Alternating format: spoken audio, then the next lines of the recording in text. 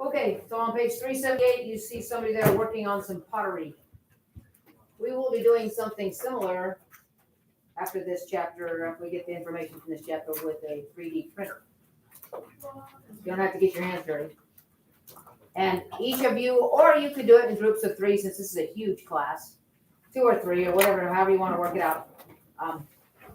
We'll get a chance to create your own design mathematically. Mr. B will print it, and then you will submerge it in water to see if you figured the volume correctly. It's pretty cool. It's a pretty fun thing to do. And one of you, if you can decide on it, gets to take it home. If you want to do it each individually, he says he can do it, but we can't do it all at once, so we're going to have to do it in stages. But I think we can get it done, especially if we've got a whole trimester, well, after this chapter. Oh my God, this is our last chapter. Don't be thinking about it yet. Get ahead of ourselves. But you see that person working pottery on that page right there, and this is just a little blurb about it. It says, the art of pottery developed independently in ancient civilizations and still exists in modern times. The desired shape of the side of a pottery vase, not the one necessarily the one you're looking at, but the shape of the side of a pottery vase can be described by this function right here. 5 plus 2 sine, 1/4 x from 0 to 8 pi. Weird. That's not to say that people who work on pottery figure out that equation. That's for us to do. They just are artists and they do beautiful things. Okay, and they work on it, and if they don't like it, they change it or whatever. But this particular one, if you could put it on a graph, would look like this. Anyway, a base for the vase is preformed and placed on a potter's wheel. How much clay should be added to the base to form this base if the inside radius is always 1 inch less than the outside radius? That means the wall of this vase is 1 inch. That'll never happen. They're just doing this to be nice to you. Okay? In other words, how much clay are we gonna have to throw on the wheel if we really want this thing to turn out the way we've designed it? We'll figure out that. We'll figure out how to do that kind of thing as we go through this chapter. It's kind of cool. It's kind of powerful. Another blurb at the top of page 379 as well. We'll start a new chapter. The author's got something to say about where we've been and where we're headed. Pay attention. By this point, it's apparent that finding the limits of Riemann sums, that is the rectangles and trapezoids and sometimes parabolic top Simpsons things, divisions, okay? It's not just an intellectual exercise. It is a natural way to calculate mathematical or physical quantities that appear to be irregular when viewed as a whole, but which can be fragmented into regular pieces. We calculate values for the regular pieces using known formulas and then sum them to find the value of the irregular whole. This approach to problem solving was around for thousands of years before calculus came along, but it was tedious work, and the more accurate you wanted it, the more tedious it became. Tedious meaning it takes a long time, lots of calculations, and lots of opportunity for error that may need fixing. That was a bummer. With calculus, it became possible to get exact, not approximate, exact answers for these problems with almost no effort. Because in the limit, these sums became definite integrals, and the definite integrals could be evaluated with antiderivatives. With calculus, the challenge became one of fitting an integrable function to the situation.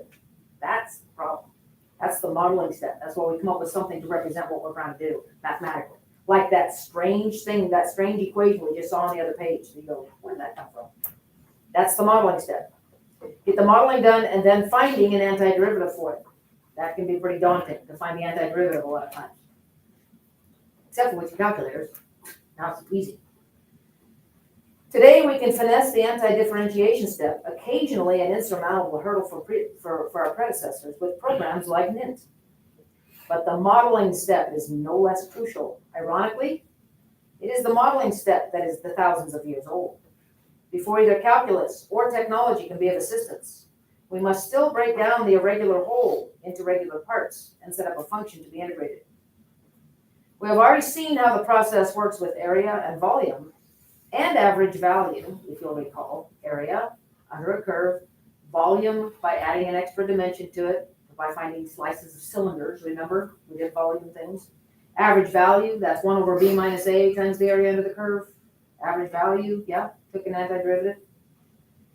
Now we will focus more closely on the underlying modeling step, how to set up functions that need integrating. Woo-hoo. Hence the name, applications of definite integrals. Here we go.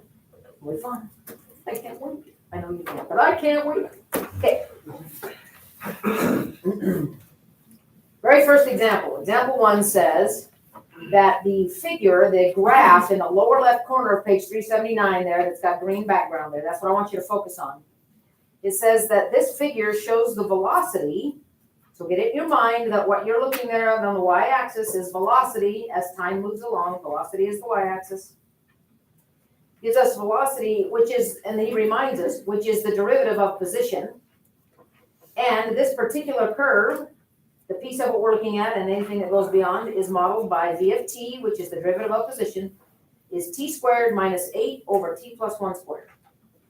We didn't have to model that. They just handed it to us because we got to get kind of used to handling these type of things. And it's in centimeters per second of a particle moving along a horizontal s-axis from 0 to 5 seconds.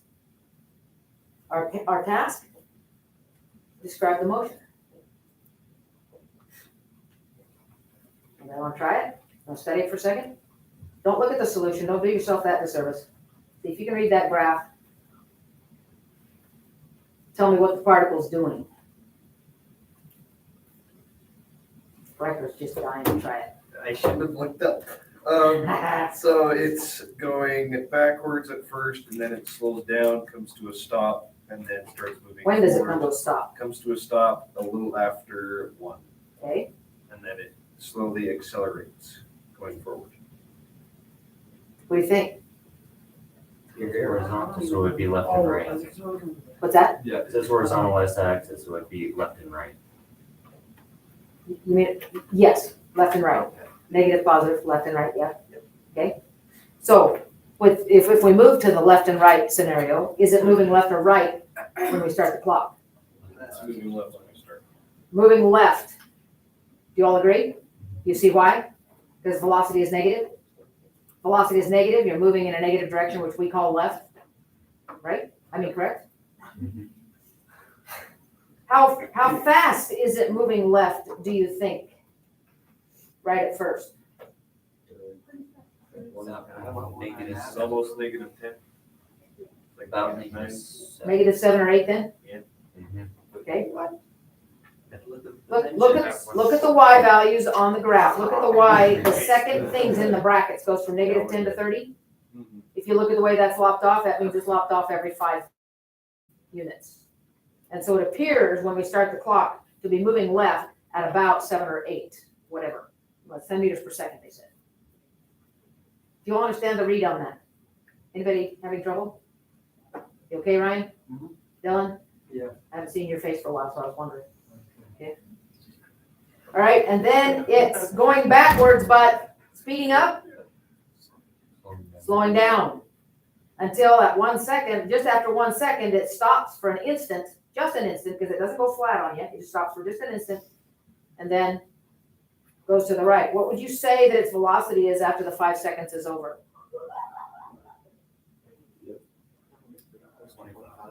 24 or 25? Would you agree? Okay. All right, so that's a good description. Now, example 2 says, suppose the initial position of the particle in this example, at when we start the clock, the initial position on the number line is 9. Question is, what is the particle's position? And that's a new question. What's the particle's position at 1 second and at 5 seconds?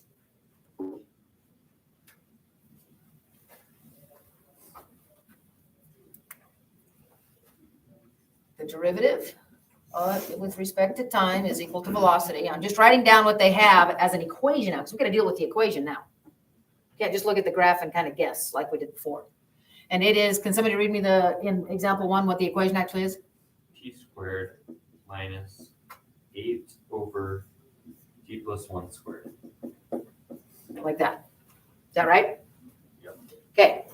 So this is what we've got. It starts at t equals 0. So we say v of 0. No, not v. S. Sorry. S of 0. It's position. That's S. S of 0 equals 9. That's how we write it. Question is, where is it after 1 second? Where is it on the number line? What's its position? And what's its position after 5 seconds? First of all, by looking at the graph, do you suppose its position after 1 second is more or less than 9? Less. Do you suppose that its position at 5 seconds is more or less than 9? Some of you seem pretty sure of that. Some of you aren't answering, and some of you have got a question look on your face. Do you understand where they're getting this information? We agreed from looking at example 1, I hope that you got this, that if this is 0 down here, I put 9 up here. This is where the thing is when we start the clock. And when we start the clock, it's already moving left. So it's like you got your line right here. It's like being the guy at the end of the race, or beginning in this case. You're right there, and as soon as the thing comes in, it's moving left. You start the clock as soon as it passes that point, but it's still moving left and slowing down. So the thing's going to go like this, something like this. I'm just saying this is its basic move. It's going to go left, it's going to turn around and go right. And at 1 second, is it still moving left? Yes. But it's about right here, maybe. I mean, it's about ready to turn around, right? So do you see that at 1 second, its position is less than 9? And that at 5 seconds, which is, it turns around here and goes way back. I mean, the amount of space that it went left and then turned around and went right, crossing this 9 again, would be this little bit of space, wherever that is, right here, where this space is equal to this space down here. Then it's passing 9 right there and goes on past it from there. So we've obviously got more positive area here from 0 to 5 than we do negative. So it's going to be past 9. You understand what I'm talking about, area? Because the question's asking about position. This is a velocity curve. So the area under this curve ought to give us position because it has to do with antiderivative. Do you see that? Okay. So I actually have an equation to work with here. How do I find out where it is? If it starts at 9, how do I find out where it is at 1 second?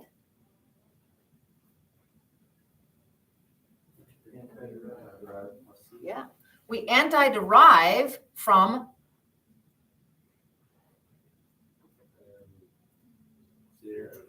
0 to 1 to answer the first question, right? 1 second. You with me now? From 0 to 1 of this function. I'm just going to put it in like that. Right? And then what? Do we expect this to be positive or negative? Negative. So we should take that negative, that's the negative distance it covered in 1 second, and do what to it? Add 9. This is how far it went in a negative direction. So this is a negative number plus 9 ought to give us this right here after 1 second, if that's how far it went in 1 second. Ought to give us this position, shouldn't it? Because the integral gives us this negative number. This negative number, well, this number right here is a negative. We add 9 to it, it should give us this number. Right. On the number line. Does that make sense to you or not? Or, No, doesn't make sense? or can we just absolute value it? Because when that just gives the distance, just with a negative on it? I don't want to absolute value it. Okay. Okay, then, if this doesn't make sense, some of you are shaking your head, and that's fine. I want to talk to you about a concept called displacement. Displacement is to position as as velocity is to speed. That's a lie. Displacement is to distance as velocity is to speed. Now, let's talk about what velocity is to speed. Velocity has a positive or negative on it depending on the direction, because velocity is a vector. Speed is always 0 or positive, because it's only talking about how fast you're going, without regard to direction. And you can't be going a negative speed. You're going, yes, you can if you're going left. Now you're talking velocity. Speed is only about how fast you're going, and you can't be going less than 0. So speed is what we call a scalar. It's just about the size of something. Velocity talks about the size of it, but also the direction. Displacement can be positive or negative. It is a vector. Distance can only be positive. Displacement tells you how far you are from where you started and also in which direction. Can you see the displacement of this after 1 second? The displacement will be a negative number. And it'll be 9 minus that number, which is the same thing as taking 9 added to this negative number. It's like 9 minus this number. This is the displacement. And it's a negative displacement because the area under the curve from 0 to 1 second is negative. Did I lose anybody? Any questions so far? Do this integral then and add 9. Use your calculator. You don't have to derive that. That's kind of icky. You could, I suppose. Probably you could, but I don't need you to do that kind of thing. Use nint. You'll be using nint a lot more because we're going to be setting up stuff like this, and then you use nint to do the grunt work.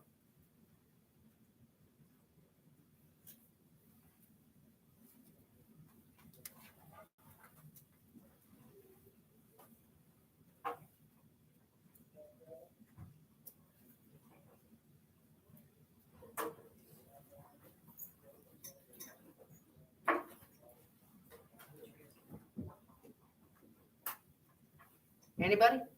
16/3. Yeah. 16/3. Is that, did you already add 9? Yeah. Okay. So at about 5 1/3 on the number line. So this number right here, just before, do you see why I'm saying just before it turns around? Because at 1 second, it's still going left for a smidgen longer. So this would be about 5 1/3. You know how I love this, but I'm going to write it because that's an easier thing for people to understand. It's just a little bit more than 5 is where it is now. Is there a problem? No. Legend in that night. He's a goofy Oh. goober. So you found out how far it went left and it was a negative number, right? Yeah. Then you added 9 and that told you where it was on the number line. That's its position. Oh, yeah. We good? Okay, now how do we do it if we want to find its position after 5 seconds? Just do 0 to 5. Yeah. And then 9. Oh, I heard 0 and wrote 0. So now do that. Just go second entry and change your 1 to a 5. And if you've already added 9 in the same line, then you just hit enter. I won't care.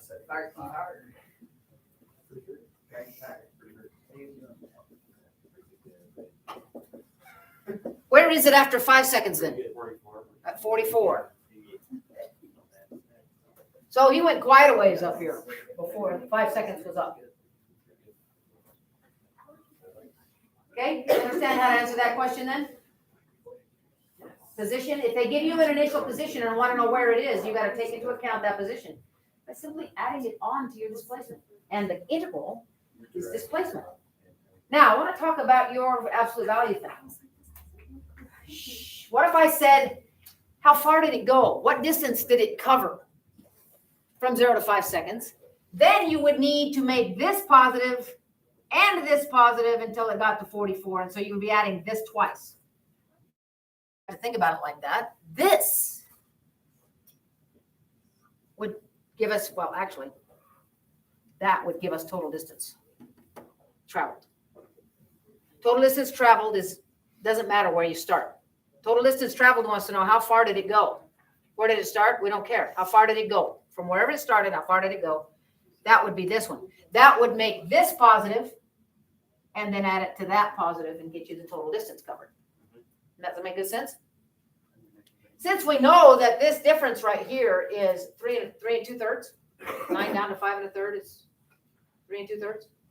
We could double that and then add on whatever 44 minus 9 is, but why? Do that. Do that. Okay. So take a look at the top of page 380. He actually goes through the whole thing and muscles it through. Notice at the very, very bottom, just before it says support graphically, notice at the very bottom, he has a 44 just like we did. We just didn't bother to do it the very long way that he did it. Okay? Now, take a look at example 3. I already talked about this a little bit already. I know I'm skipping past the couple pages there because it's parametric equations and I'm really not interested in discussing that with you. You can do that in Calc 2 and 3. Example 3 says, find the total distance traveled by the particle in example 1, and notice what he does. The integral from 0 to 5 of the absolute value, and it gives you 42.59. Total distance means, because distance is always positive, means you got absolute value.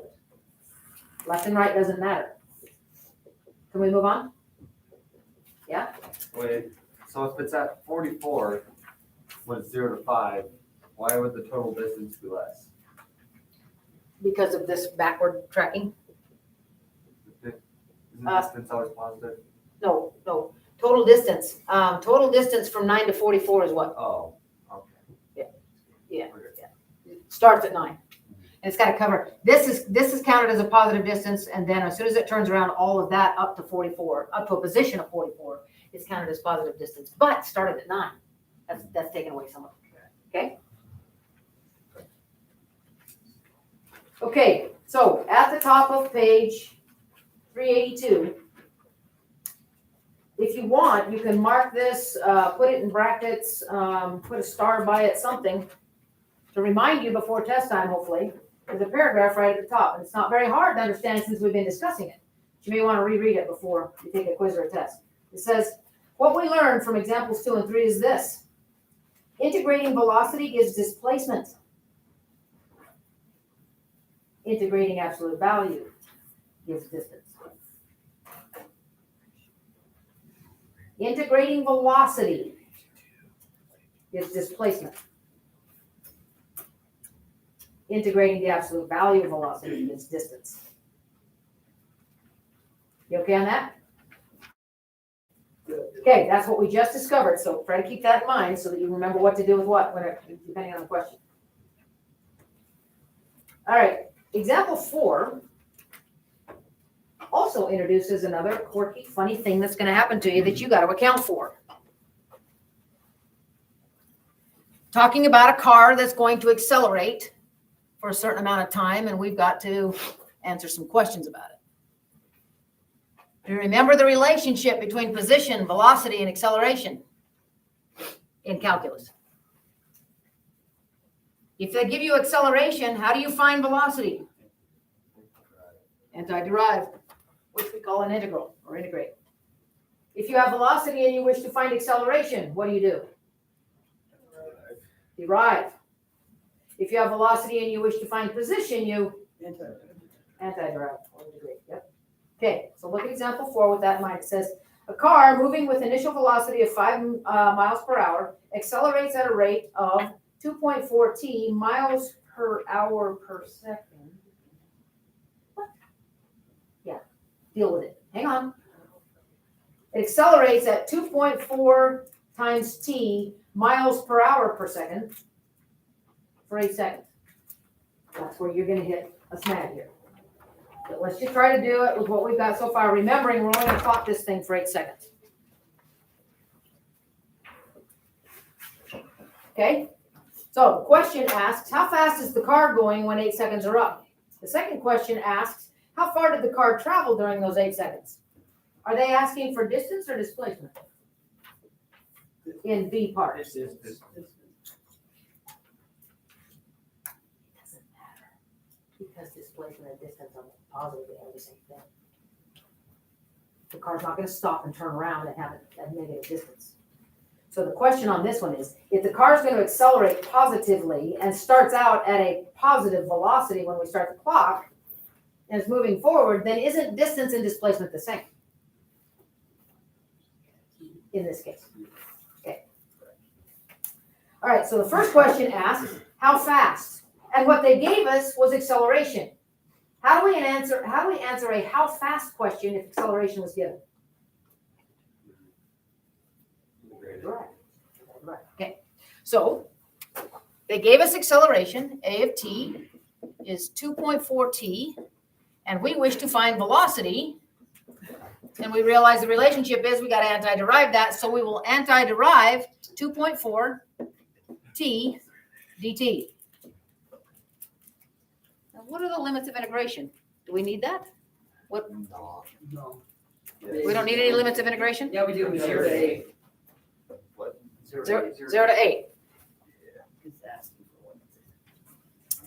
Okay, so what is the antiderivative of 2.4t? Give me an actual function. 1.2 t squared. Do y'all understand that? Okay, and we're going to evaluate it from 0 to 8. And we get 64 times 1.2 minus 0. What is that? 76.8. 64 times 1.2 is more than that. Kyle, you're wrong. 64 times 1.2. Oh, yeah, yeah. I don't know what I'm saying. I just like to make Kyle think he's wrong. Okay, all right. Now, let's think about this. 76.8, this is velocity. What's it measured in?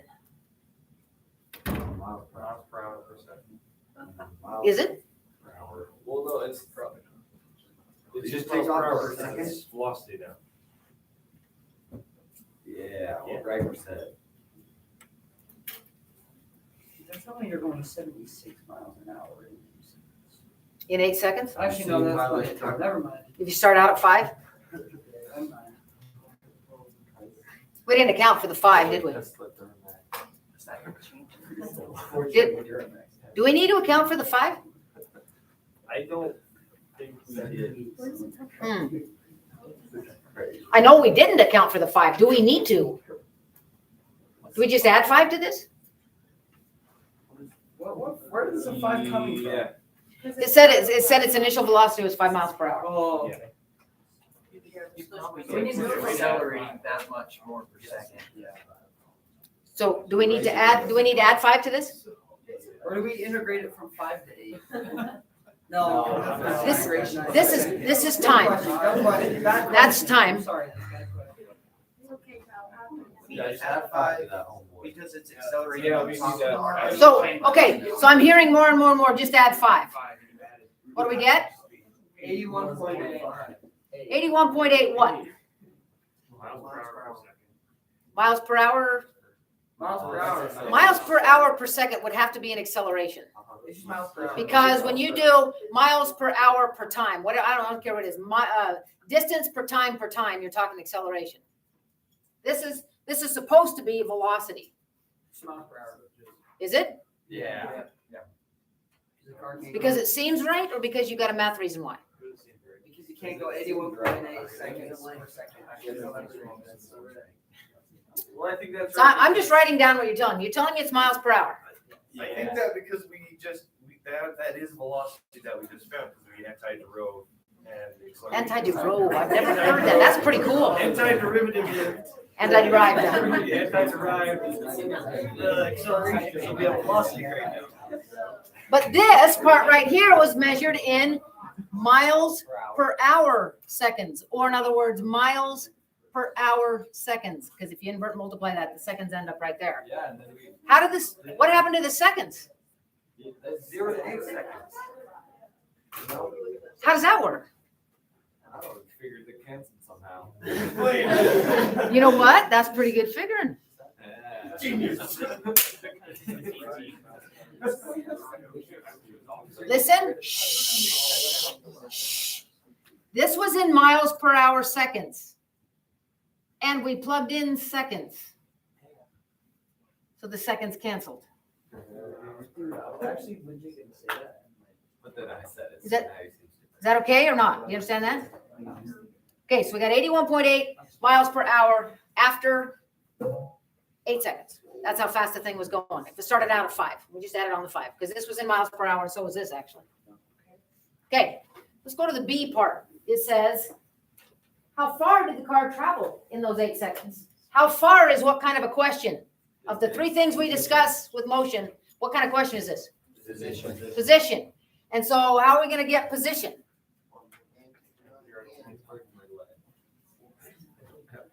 We're going to have to integrate? Integrate what? Shouldn't be plus 5. 1.2 t squared plus 5. You're right. It has to have a plus 5 on it because that was our velocity. We got velocity out of this. We just tacked a 5 on at the end because, oh yeah, we forgot our initial position. But we could have done this. That's probably. Yeah. So our velocity equation, 2.4, I'm sorry, acceleration 2.4 t, this recovers velocity and we added on that. So this new function that we've got here, I mean, we figured out this by evaluating it from 0 to 8, but this, before we evaluate it, was really 1.2 t squared plus 5. That's our velocity equation, right? Yeah. I did that. So that's what we have to integrate up here. From what to what? 0 to 8. Okay, so this is dt. What's its antiderivative? 0.4 t.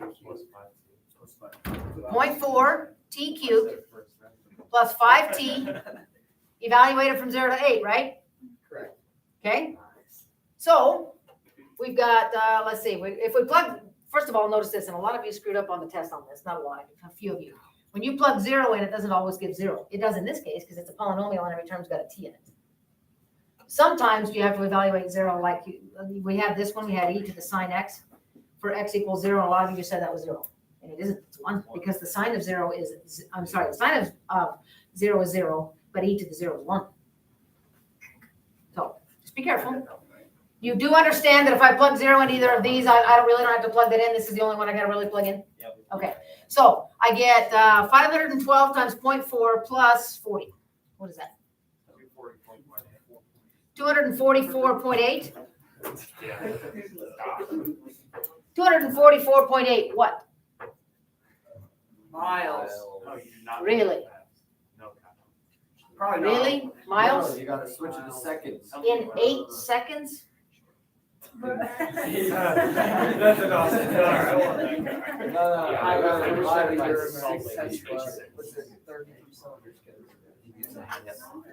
Now we've got a problem. Now we have to deal with the fact that things are measured in miles per hour, but we're only timing this thing for seconds, a few seconds. Because it can't possibly be 244 miles. Okay, he wants to divide by 3,600, which is correct. But do you know why? How many seconds are in an hour? That's how many seconds are in an hour. It's miles per hour per second. Go ahead and do that. And tell me what you get.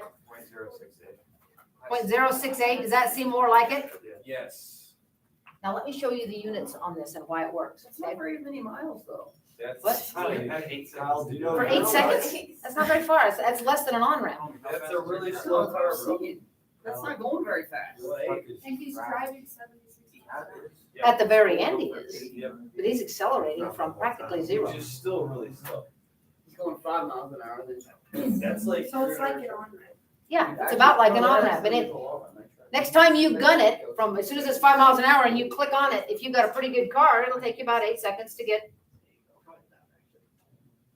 You generally want to be going this fast. I mean, not out here on our highway, but out on the freeway. You generally want to be going about as fast as the traffic so you don't cause problems. So it's not quite a tenth of a mile. But I want to show you units why this works. What was this measured in? This one right, this before I integrated? Miles per hour. Miles per hour. Miles per hour, and then what did we plug in? Seconds.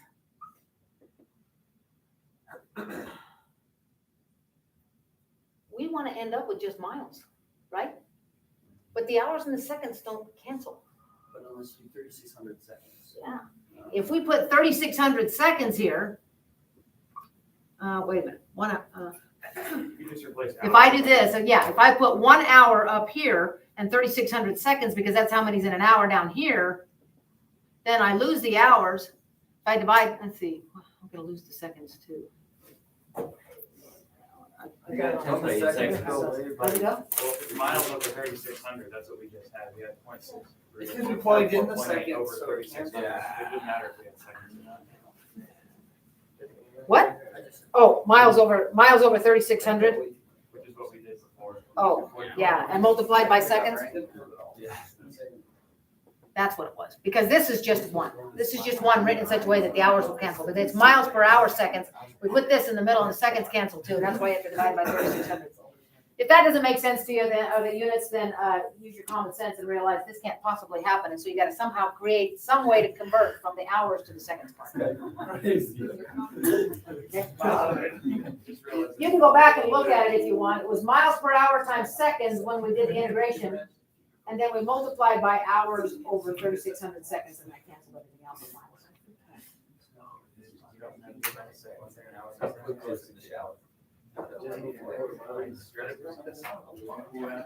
Is there any more question on that dividing by 3,600 thing? Do you understand why we didn't have to accommodate that here? Because the seconds in the original unit, this seconds right here canceled when we put seconds in. And we ended up with miles per hour because the seconds automatically canceled when we went with 8 seconds here, plugging it in. Follow? Yeah. But up there didn't.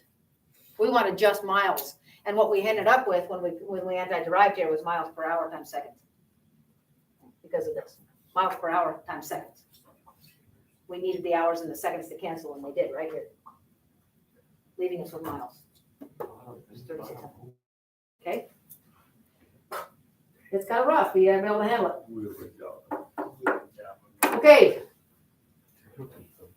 After example 4, page 383, there is a switch in concept here. The integral is a very useful tool for many different types of work that needs to be done. Stuff that needs to be not work. That's a physics thing that we're going to talk about in a few minutes. So, but it's the integral can be used for lots of different reasons. It can be used as to indicate antiderivative if it's an indefinite integral to recover a family of functions whose derivative is what we're looking at. That's one use of it. You can use it to find areas under curves and volumes if you slice them. You can use it to move around between acceleration, velocity, and position, depending on which direction you want to go, deriving and anti-deriving. You can also use it as an accumulator. That's what we're going to do next. It's a new concept. It's not very hard to understand what it would do. It's an accumulator of rectangles, for one thing. Right? The integral is an accumulator of areas under the curve. Rectangles under the curve. It's kind of like that here. Here's the deal.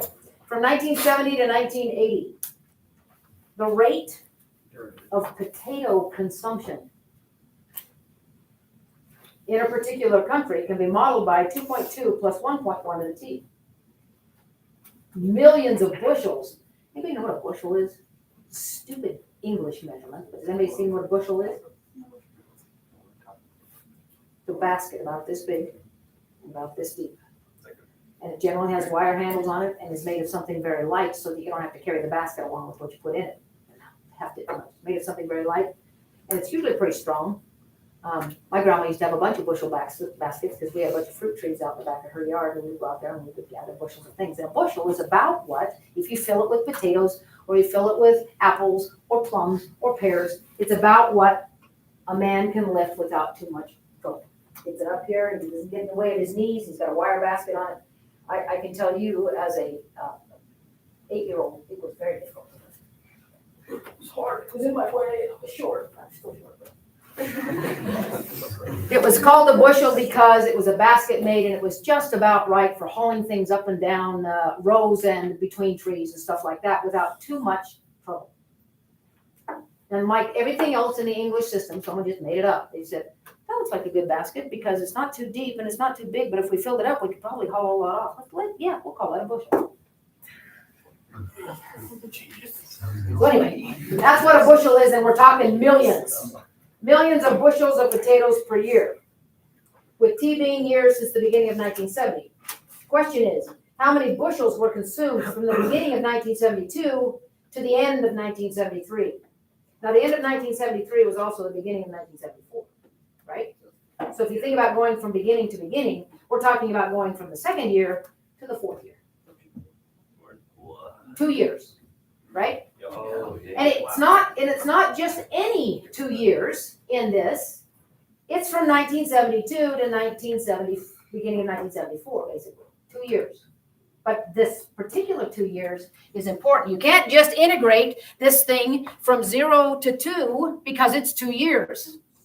It's got to be the correct 2 years. So we will integrate from and to what? 2 to 4. 2 to 4.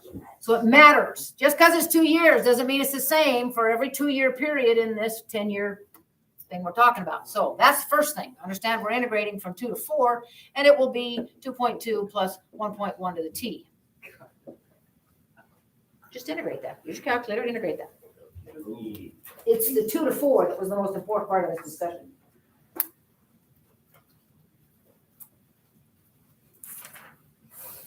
And you get around a little more than 7 million bushels eaten in those 2 years. That's a lot of millions of bushels. Yeah, but it's a big country. Maybe Russia. I don't want to bring up Russia. Bring up all sorts of fields right now. Okay? Okay, so a little more than 7 million bushels, and we used the integral as an accumulator. Area under a curve from the 2nd year to the 4th year. Okay? That's all. Okay, one more thing. Oh no, 2 more things. Oh no, I got that. Okay, listen up.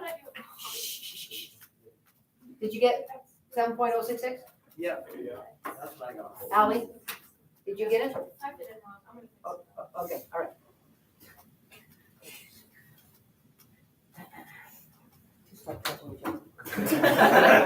Okay, listen up. Okay, another thing we can do with, well, net change from data. This is a different way of presenting a same concept, but it's a different way of maybe seeing a function. It's going to be offered to you numerically. See the table to the left of example 6? Oh, yeah. There is no function to go along with this. So we won't be doing this because there's no function. There's just a group of data. Now listen, this is kind of an interesting situation. A pump connected to a generator operates at a varying rate depending on how much power is being drawn from the generator to operate other machinery.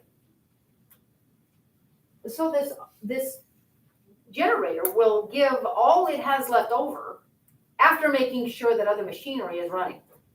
I have no idea if this is true, but let's pretend you got a wood shop out someplace and all the machinery is run on a generator.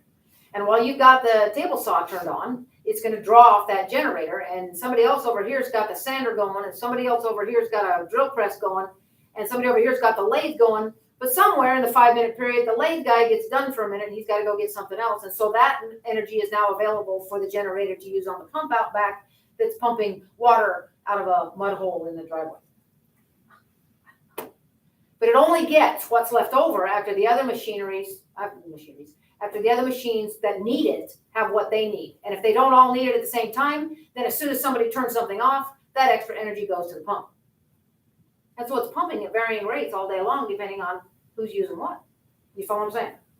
Okay, all right. The rate in gallons per minute at which the pump operates is recorded in 5-minute intervals for 1 hour as shown on the table. The question is, how many gallons were pumped during that hour? Do you understand that this is an accumulation problem just like the potatoes? Yeah. Except we have no function.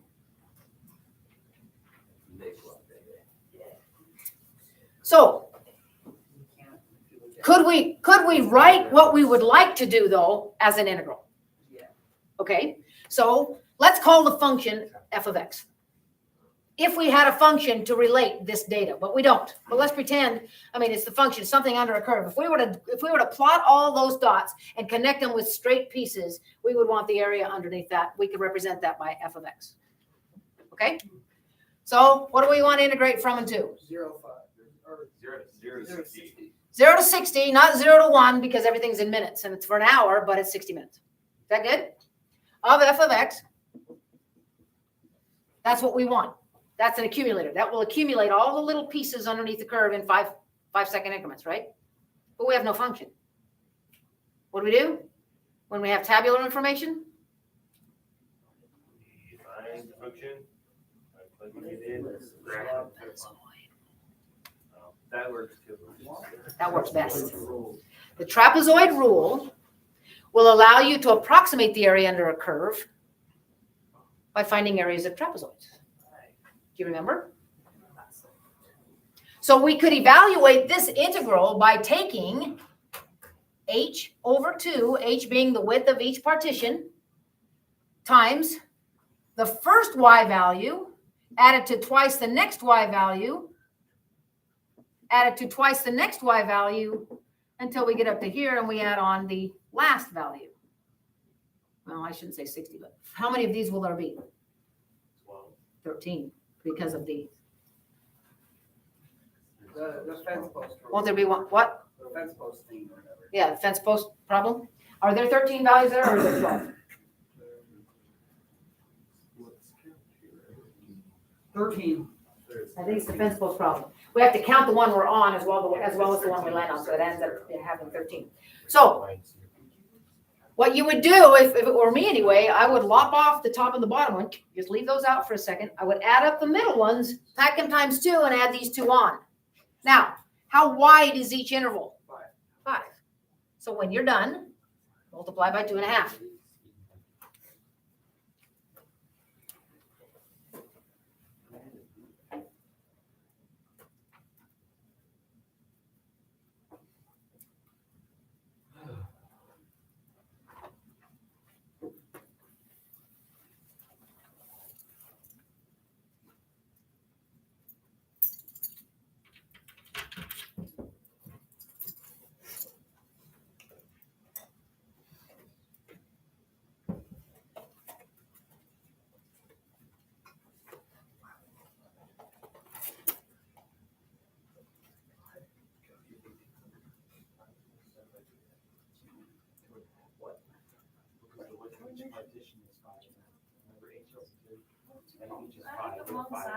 Oh, yeah, this side.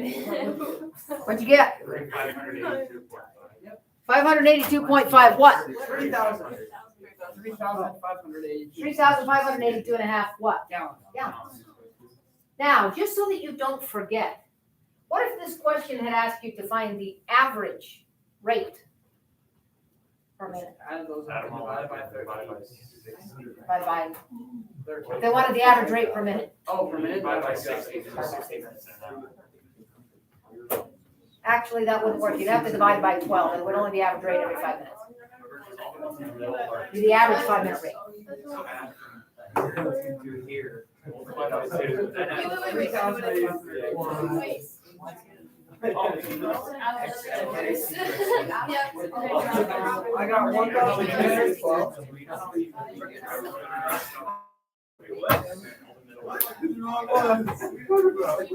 Okay, come back, folks. Come back and listen. The moral of that story that we just did is if your data is offered numerically, hey, the moral of that story is if your data is offered or your function is offered to you numerically, you're going to have to use a numerical method. Either trapezoid rule or simplest rule. Trapezoid rule is usually the default. It's usually close enough. It's usually good enough to do what we need to estimate. So your integral may end up being dealing with a bunch of data. We're waiting for the probably to finish.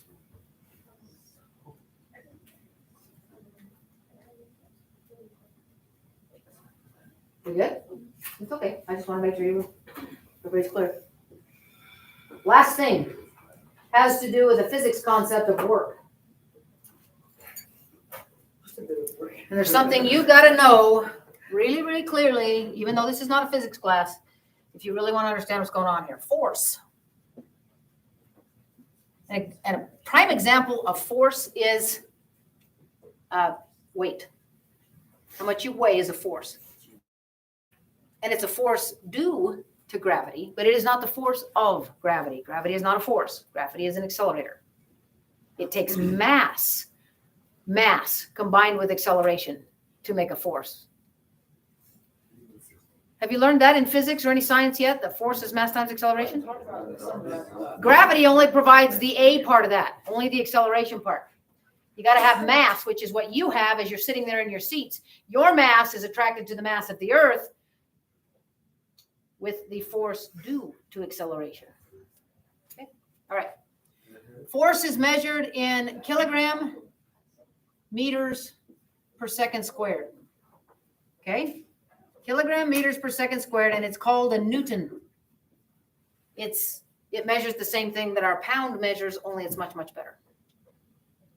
Because this is actually a force. This is mass. In the English system on Earth anyway, mass and weight are measured the same way. It makes it very confusing. Okay? Work, on the other hand, as a physics concept, work is newtons times meters, which is kilograms squared per second squared. You get an extra meter in there. Okay? Because it's a Newton meter. That's what they call it, a Newton meter or a joule. And when you measure this, when you have things actually measured in newtons and in meters as opposed to centimeters or something like that, we call that a joule. G-O-U-L-E, after a guy named Joule, not because it's a jewel of a thing to have. It's not. It's joule. And you just use a capital J for it. All right. So work is force, this force, times that you move something. Now, here's a little discussion of work to try to get you to separate this out, what we're going to be doing with it in a physics way. In everyday life, work means an activity that requires muscular or mental effort. In science, the term refers specifically to a force acting on a body and the body's subsequent displacement. When a body moves a distance d along a straight line as a result of the action of a force of constant magnitude F in the direction of motion, the work is force times distance.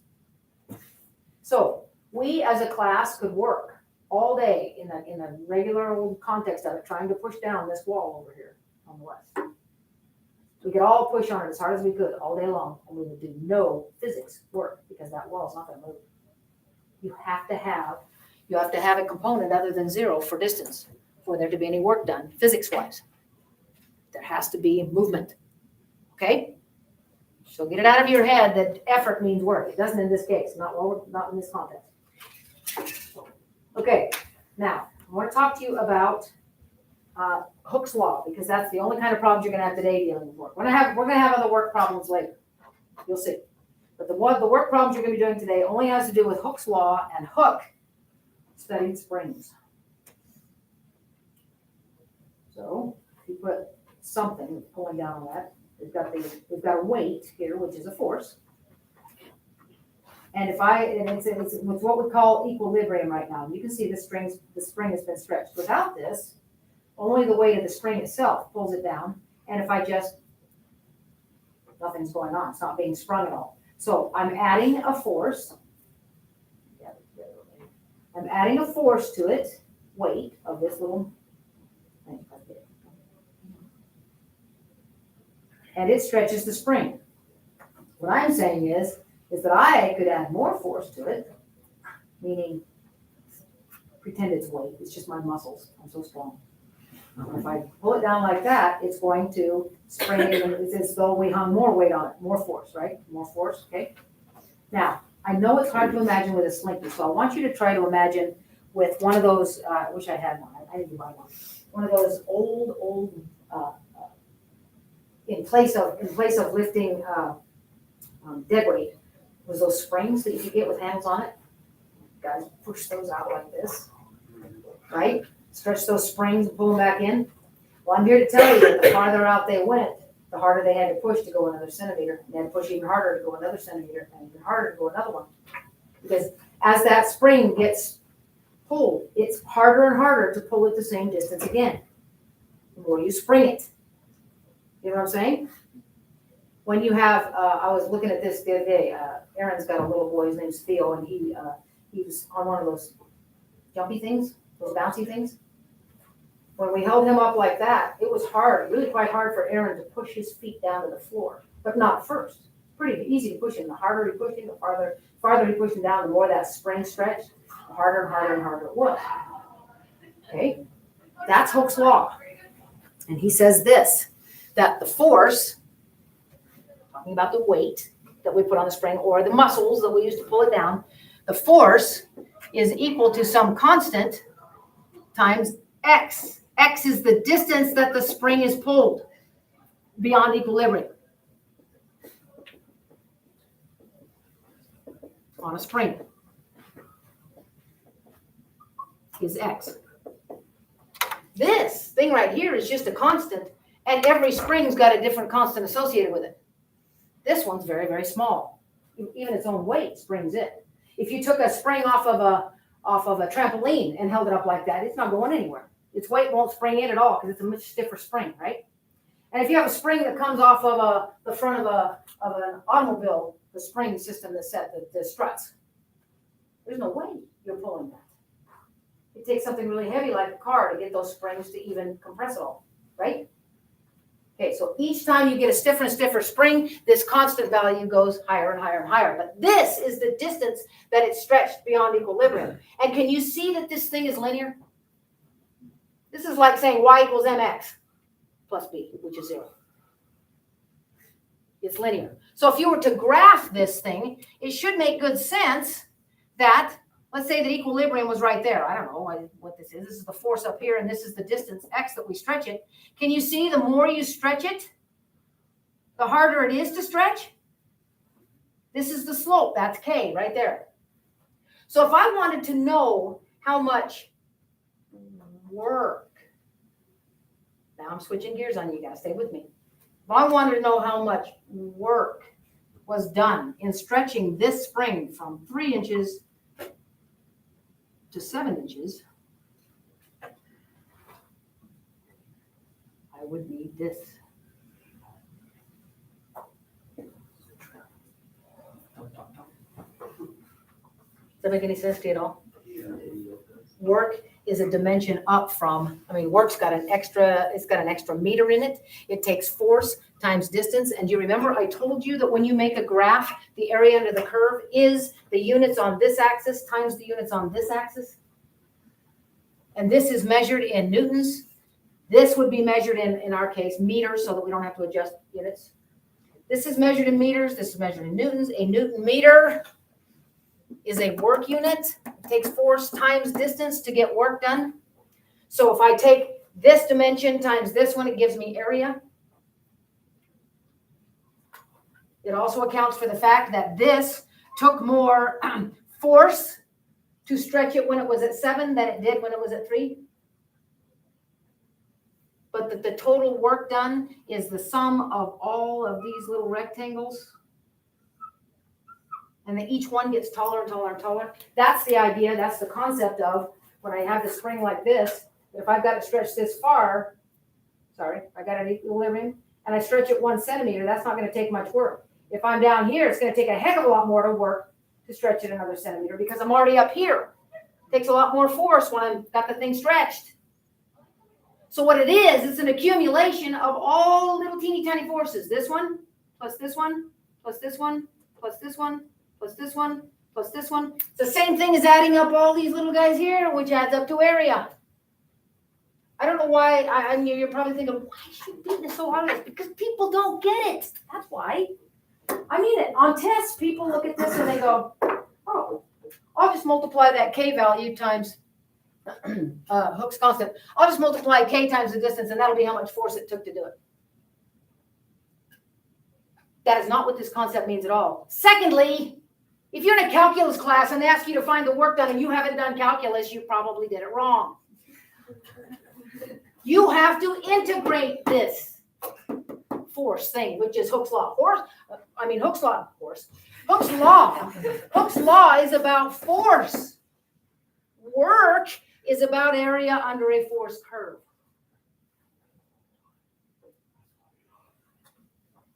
Okay, so let's try example 7. It says, it takes a force of 10 newtons to stretch a spring 2 meters beyond its natural length. That, folks, is for you to find K in this situation. So we come over here. I'm going to just lock this off so I don't have to erase it. Force, according to Hooke's law, is Kx. And what they're telling you in that, right at the beginning, they're saying it takes a force of 10 newtons to stretch a spring 2 meters beyond its natural length. So we put 10 here and 2 here and discover that the K value for this spring is 5. Then we come back here and write, okay, this is the force, this is Hooke's law for this particular scenario. Sorry. Now they're gonna ask a work question. It says, how much work is done stretching the spring 4 meters beyond its natural length? And people go, okay, well, that's 5 times 4 is 20. No! You haven't used calculus for one thing, and that's just very naive. Work is not force. You don't just plug it into a force thing. We're looking for work. And work, in this case, is equal to the integral from what to what? 2 to 4. No, 0 to 4. Natural length means that it has not been stretched at all. And I know we stretched it too, but that was just to find K. Okay. Now we're going to start back at equilibrium and stretch it 4. How much work is done from 0 to 4? It will have to be the integral of that. That's going to be 5/2 x squared evaluated from 0 to 4. Yeah? 16 is what you get when you square 4 divided by 2 is 8, and 8 times 5 is 40. 40 what? Joules or Newton meters. If the problem says it takes 10 newtons to stretch it 2 centimeters, you don't call this a joule at the end. You call it a Newton centimeter. And that's the best you can do. It's called a Newton centimeter. If you have a Newton meter, you can call that a joule. But if you've got a Newton something else, you call it a Newton something else. And you would write it like this. If this problem were in centimeters, you would call this a Newton centimeter. That's an actual unit. Are you okay with that? By the way, work in the English system is called a foot-pound. Foot-pound. Force in the English system is measured in pounds, which is dumb. Just like newtons. I told you pounds and newtons were equivalent types of things. Distance is measured typically in feet. So we call it a foot-pound. So you may have some foot-pound problems. Work is measured in foot-pounds, whereas force is measured in just pounds. Yes? So if I had something that was 40 Newton meters, that would be the same thing as 40 joules then? Yes. 40 Newton meters is the same as 40 joules, but 40 Newton centimeters is only 1/100th of that. Yeah. People, if you're doing problems involving work in calculus and you haven't done calculus, you've done it wrong. That's the main thing. I mean, that doesn't have anything to do with the concept. The concept is force times distance, area under a curve. Integral. Okay? All right, I'm done.